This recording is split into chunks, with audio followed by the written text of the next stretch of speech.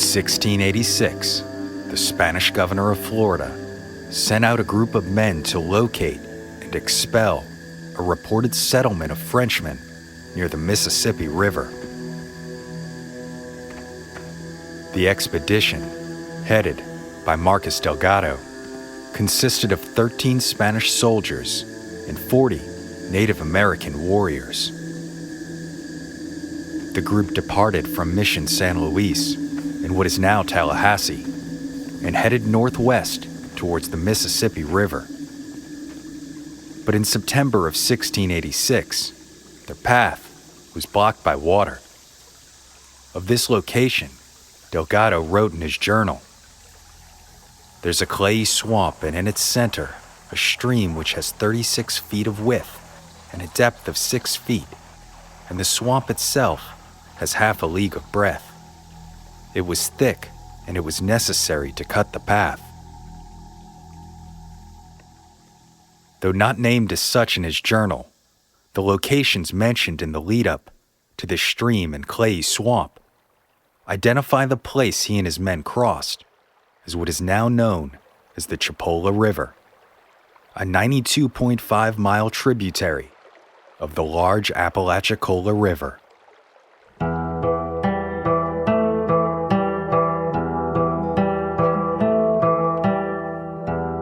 Yet the exact location of the crossing is somewhat more intriguing.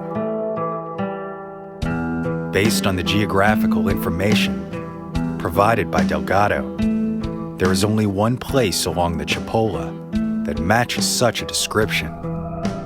A place that eventually became home to a wealthy young family that moved to Florida from North Carolina to start their life, but were instead met by tragedy, leaving behind the legend of a spirit who is said to continue to walk here at what is now known as Bellamy Bridge.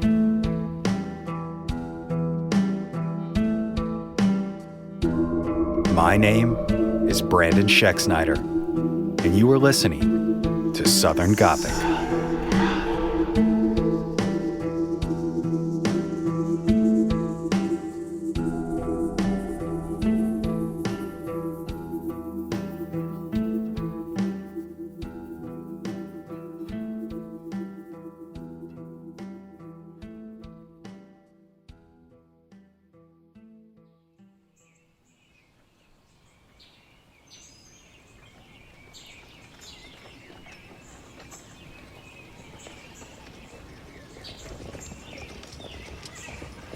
Elizabeth Jane Croom was born sometime in 1819, the younger daughter of Major General William Croom, who commanded North Carolina's troops during the War of 1812.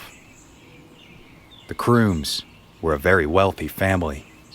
In addition to his military acclaim, William Croom owned multiple plantations and property in North Carolina. But when Elizabeth was only 10 years old, her father died, leaving her an immense amount of wealth, including his extensive holdings in land, slaves, and other valuables.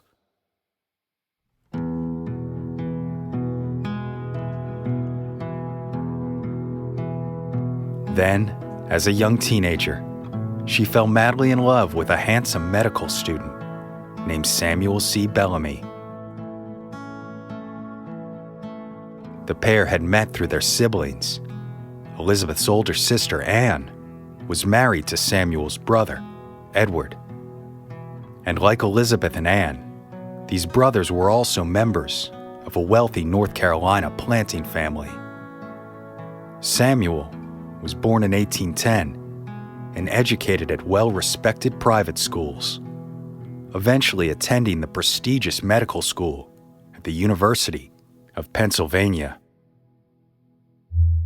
As was common at the time for children of such background, Elizabeth and Samuel shared a prolonged courtship, exchanging many letters as he finished his medical studies. But soon enough, their engagement was announced, and wedding plans quickly followed. Legend says that at this time, both couples, Elizabeth and Samuel, as well as Anne and Edward, had decided to move to Florida, where Samuel built a magnificent mansion for his new bride, and that Elizabeth was so taken with their soon-to-be home that she requested their wedding take place in its stunning rose gardens. Naturally, the bride's wish was granted, and on May 11th, 1837, Elizabeth and Samuel said their marriage vows among the blossoming roses. It is said that Elizabeth ended her vows with the simple line, "I will love you always and forever. Never will I leave you."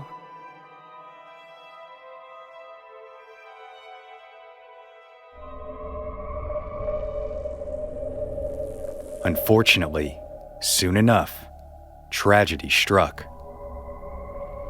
After exchanging vows, the newly wedded couple and their guests retired to the inside of the mansion for a reception and grand ball.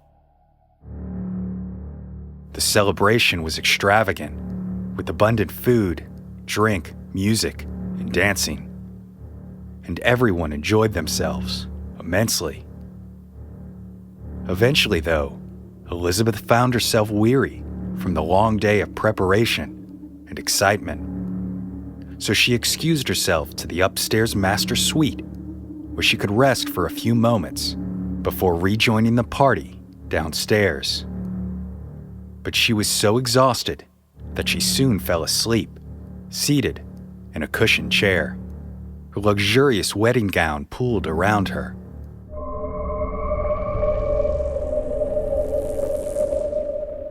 It is believed that it is then, while the young bride was sleeping, that her arms must have knocked over a candelabra, awaking her suddenly, immersed in bright light, intense heat, and agonizing pain.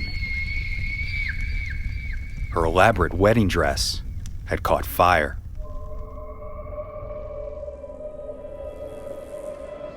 Meanwhile, the celebration continued on downstairs, while partygoers were unaware of the flames that Elizabeth had woken to until they heard her screams. The bride soon appeared at the top of the stairs, terrified and in agony, engulfed in flames. Her new husband and wedding guests quickly attempted to save her and were able to extinguish the fire. But the damage was done, and Elizabeth Croom Bellamy was badly burned.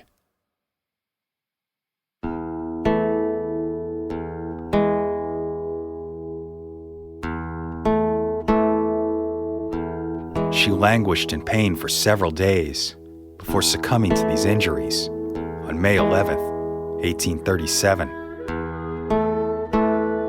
And it's said that the last words to cross her lips before she died were the same as her final vow to her husband.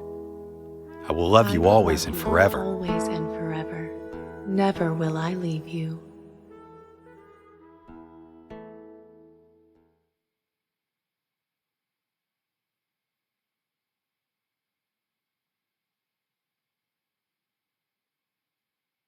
After the death of his beautiful new bride, Samuel attempted to carry on, but instead sank deep into depression and alcohol, eventually succumbing to the darkness when 15 years later, he killed himself with a straight razor while in Chattahoochee, Florida.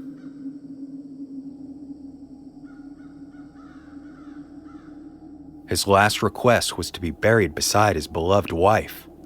Unfortunately, his wishes were disregarded as the church viewed suicide a sin. So Samuel Bellamy was buried in an unmarked grave and forgotten. But as legend claims, even in death, Elizabeth Bellamy stayed true to her vow. It is said that since the day she died, she continues to walk the swamps around what has since become known as Bellamy Bridge, forever in search of her true love, so they can be reunited once more.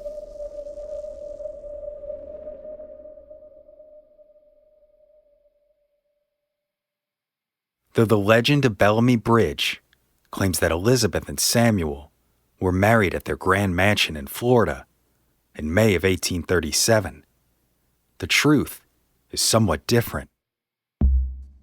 Historical records, including family correspondence, marriage documents, and newspaper articles, all indicate that just a month after Samuel graduated from the University of Pennsylvania, he and Elizabeth married on July 15th, 1834, at the Croom family estate in Lenoir County, North Carolina, not in Florida. But the wealth and extravagance of their respective families was certainly true. Wealth which was far beyond the norm for the time, as well as for the vast majority of men and women who lived in the antebellum South. These families were part of the elite, the wealthiest of the wealthy, and Samuel and Elizabeth were likely what today would be considered aristocratic in upbringing, lifestyle, and education.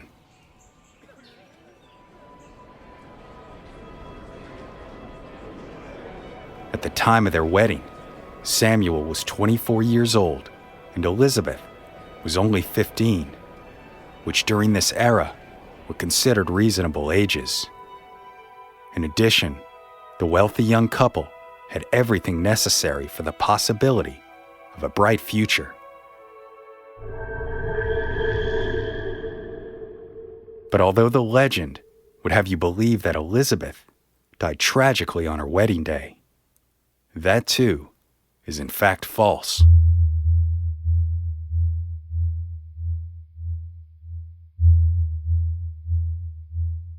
In December of 1835, while still living in North Carolina, Elizabeth gave birth to a son named Alexander.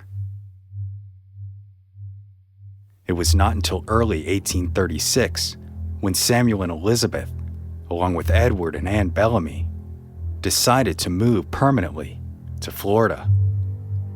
The two families migrated together, along with their children, very likely in a long wagon train, carrying the belongings of 2 households, an overseer, and more than 100 slaves. During the 1820s, North Carolina farmlands had begun suffering from overuse, with decreasing crop yields each year. So a wave of wealthy North Carolina planters began taking advantage of the fertile, open land of Florida, which was rich in nutrients. Of course, among these wealthy families were both the Crooms and Bellamys. So by the time of Elizabeth and Samuel's relocation south, their families had already established residences and plantations there, prospering greatly. It was Edward and Anne who purchased the property on which the infamous Bellamy Bridge is now located, while Samuel and Elizabeth purchased a large tract of land on Baker Creek, roughly 3 miles northwest of Marianna, establishing a plantation surrounding Jackson County's Rock Arch Cave, known today as Gerard's or Sam Smith Cave. Fittingly, they named their property Rock Cave Plantation. But in spite of these inaccuracies between legend and fact, Elizabeth's life at Rock Cave did in fact tragically end on May 11th, 1837, just as the legend suggests. However, it likely was not a violent fire, but rather the dreaded mosquito-borne disease, malaria, which caused severe fever, tiredness, vomiting, and headaches, oftentimes resulting in coma and death. Elizabeth was only 18 years old at the time of her death, but worst of all, her 18-month-old son, Alexander, died only 7 days later after contracting the disease as well. It is likely that in her final days, Elizabeth and Alexander were in the care of her sister Anne, as upon her death, she was buried in a small cemetery near her sister's home, as opposed to the home she shared with Samuel. And Alexander was laid to rest beside his mother.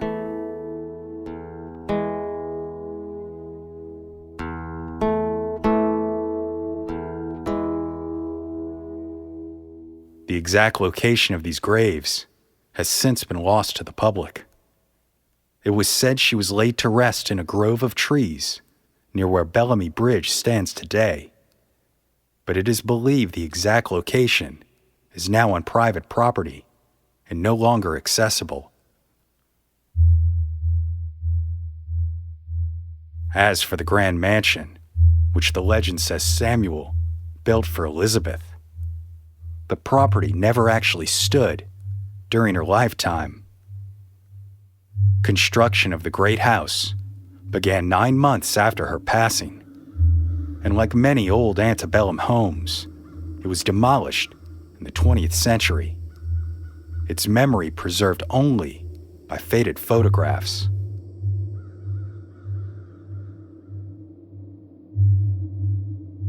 Tragically, the fate of Samuel Bellamy himself is accurate in the legend of his wife's ghost. Following the death of Elizabeth and Alexander, he fell into a severe depression and alcoholism that spiraled more and more out of control with each passing year, until finally, after 16 years, he cut his own throat with a straight razor on December 28, 1853.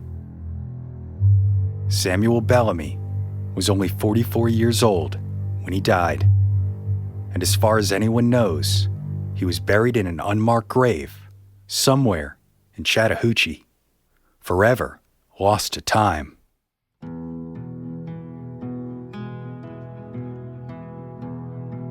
Just because Elizabeth Bellamy did not actually die in a wedding day inferno, the stories of her ghostly wanderings are certainly plentiful. The earliest written, known documentation of Elizabeth Bellamy's ghost was a single line in an 1890 newspaper. It read simply, "The Lady of Bellamy Bridge has been seen of late."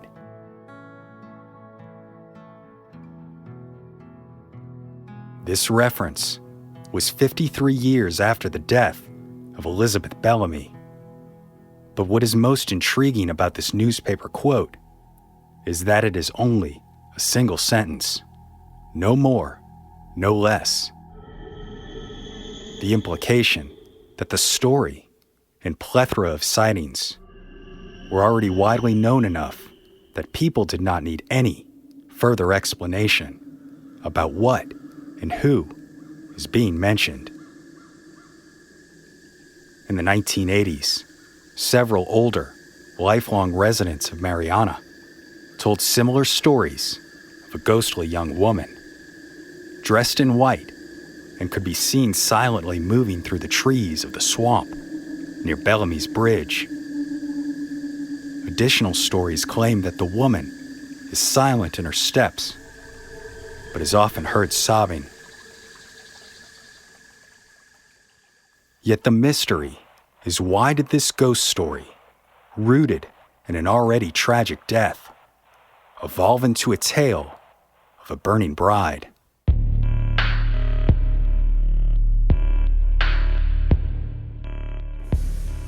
It is believed that the Burning Bride version of the Lady of Bellamy Bridge first became popular in the 1940s.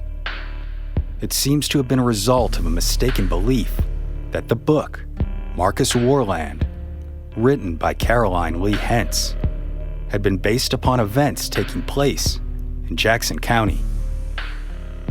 Hentz was an antebellum novelist, most noted for her anti-abolitionist sentiment, and her novel, The Planter's Northern Bride, which was written as a rebuttal to the great anti-slavery novel, Uncle Tom's Cabin. In 1852, Hence published Marcus Warland, which featured a series of stories based upon real people and events that took place in and around Columbus, Georgia, where Hence was living at the time. In the book, Hence tells the story of Cora, a young slave woman who was held in such high regard by her mistress that she was allowed to have her wedding in the big house. Cora, exhausted by the planning and excitement, fell asleep seated on a chair before the fire. She woke to discover her dress had caught fire, quickly engulfing her. Although many rushed to assist her, including the mistress of the house, Cora died from her wounds. She was buried in the family cemetery, and several days later, people began seeing her ghost near the site. Caroline Lee Hence wrote, Turning away, she threw herself into a large easy chair in front of the fire, and in spite of the excited state of her feelings, she fell asleep in her downy nest. She had been up almost all the preceding night. How long she slept, she knew not. She was awakened by a sense of heat and suffocation, as if her lungs were turned to fire. Starting up, she found herself... The story is near identical to the legend of Elizabeth Bellamy. Her light dress was And the twist in the tale told by Caroline Lee Hence is the name of Cora's mistress, identified in the novel as Mistress Bellamy.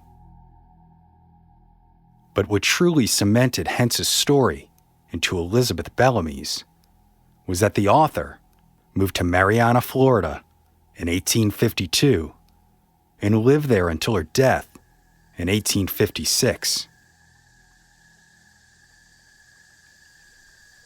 Naturally, over time, people began to incorrectly assume that since Hence lived in Marianna and wrote of Mistress Bellamy and the Burning Bride, that the story had taken place there as well.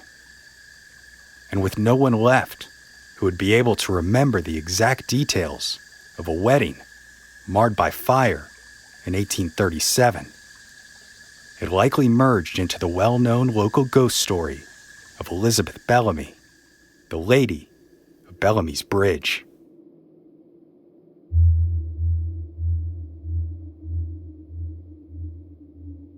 But although The Burning Bride isn't the story of Elizabeth Bellamy, it doesn't discredit Elizabeth's, for she was, and remains, as those in 1890 called her, the Lady of Bellamy Bridge, forever walking through the swampy forests, looking for her lost love. And as for the real Burning Bride, Cora, and the real Mistress Bellamy of Hence's novel, all attempts thus far to locate more information have failed. Columbus area newspapers of the day took no note of the death of a slave on her wedding day.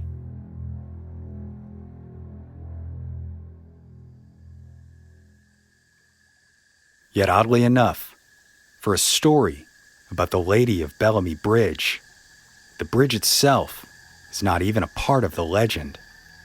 It is merely that its location was near to Elizabeth's final resting place. And so it is said that she has been seen there on her nightly walks through the swamps, searching for her long-lost love.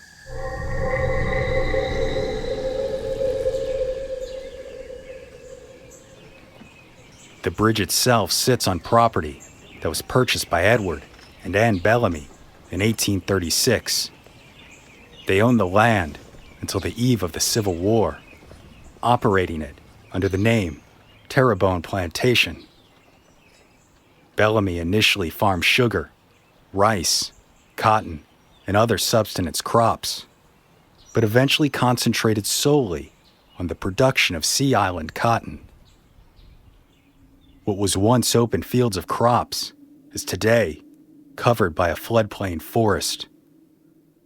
As for their home, it was destroyed by an accidental fire, and today nothing remains but a barely discernible cistern to show that the Grand Bellamy Mansion once stood there at all. Yet it wasn't till 1851, a decade and a half after Elizabeth's death, that the first wooden bridge was built over the Chipola River. The Jackson County Board of Commissioners approved a new road to be built from near Campbellton to Port Jackson, thus requiring its construction, which is credited to builders Dr. Horace Ely and Bird B. Hathaway, although it is likely that much of the actual labor was done by slaves. Early records even identify the location as Bellamy's Bridge. During the Civil War, the bridge was closely guarded by Confederate troops who sought to protect it from Union raiders and deserter outlaws that frequented the area, as the bridge served as an essential way for both civilians and soldiers to cross the river. Fortunately, it was never attacked. In 1872, a second wooden bridge was commissioned to replace the first, which had succumbed to significant destruction by elements and time. This new bridge would only last 2 years before it was swept away during a major flood of the Chipola River, replaced by yet another of wooden construction in 1874.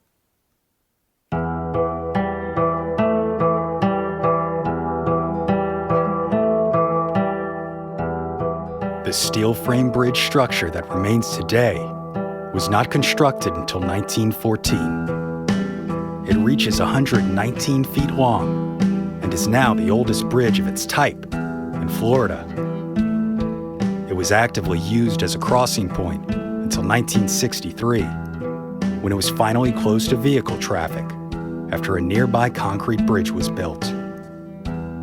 Although the wooden planks have since fallen into the river below, the steel frame of Bellamy's Bridge remains largely intact today.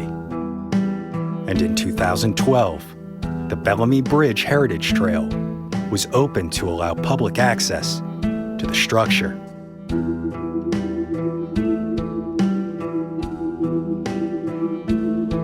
But still today, many claim the Lady of Bellamy Bridge walks each night, continuing to keep the vows she once made to her husband almost 2